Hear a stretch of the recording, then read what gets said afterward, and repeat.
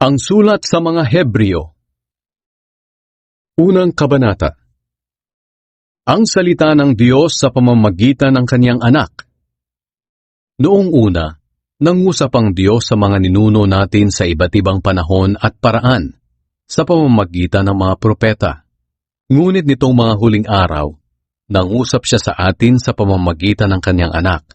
Sa pamamagitan niya nilikha ng Diyos ang sanlibutan, at siya rin ang pinili niyang magmay-ari ng lahat ng bagay. Sa Kanya makikita ang nagniningning na kadakilaan ng Diyos, at kung ano ang Diyos ay ganoon din siya. Siya ang nag-iingat sa lahat ng bagay sa mundo, sa pamamagitan ng makapangyarihan niyang salita. Matapos niya tayong linisin sa ating mga kasalanan, umupo siya sa kanan ng makapangyarihang Diyos doon sa langit.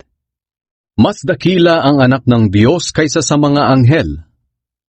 Kaya naging mas dakila ang anak ng Diyos kaysa sa mga anghel, at higit na dakila ang pangalan niya kaysa sa kanila. Sapagkat kailanman, wala ni isa man sa mga anghel ang sinabihan ng Diyos ng ganito, "Ikaw ang anak ko, at ngayon ipapahayag ko na ako ang iyong ama." At wala ring sinabihan ng Diyos ng ganito sa sino mang anghel, "Ako'y magiging ama niya, at siya'y magiging anak ko." At nang isusugo na ng Diyos ang kanyang bugtong na anak sa mundo, sinabi niya, dapat siyang sambahin ng lahat ng anghel ng Diyos. Ito ang sinabi ng Diyos tungkol sa mga anghel. Ang mga anghel ay magagawa kong hangin. Sila na mga lingkod ko ay magagawa ko ring nagliliyab na apoy. Ngunit ito naman ang sinabi ng Diyos tungkol sa kanyang anak. O Diyos, ang kaharian mo ay magpakailanman, at ang paghahari mo'y makatuwiran.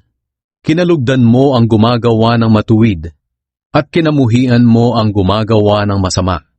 Kaya pinili ka ng Diyos na iyong Diyos, at binigyan ng kagalakang higit sa ibinigay niya sa mga kasama mo. At sinabi pa niya sa kanyang anak, sa simula, ikaw, Panginoon, ang lumikha ng mundo at ng kalangitan. Maglalaho ang mga ito, ngunit mananatili ka magpakailanman.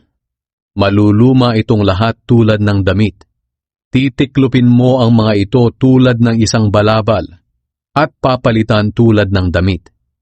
Ngunit hindi ka magbabago, at mananatili kang buhay magpakailanman. Kailan may hindi sinabi ng Diyos sa sino mang anghel, "Maupo ka sa kanan ko, hanggang mapasuko ko sa iyo ang mga kaaway mo." Kung ganoon, ang mga anghel ay mga espiritong naglilingkod lang sa Diyos at sinusugo niya para tumulong sa mga taong tatanggap ng kaligtasan.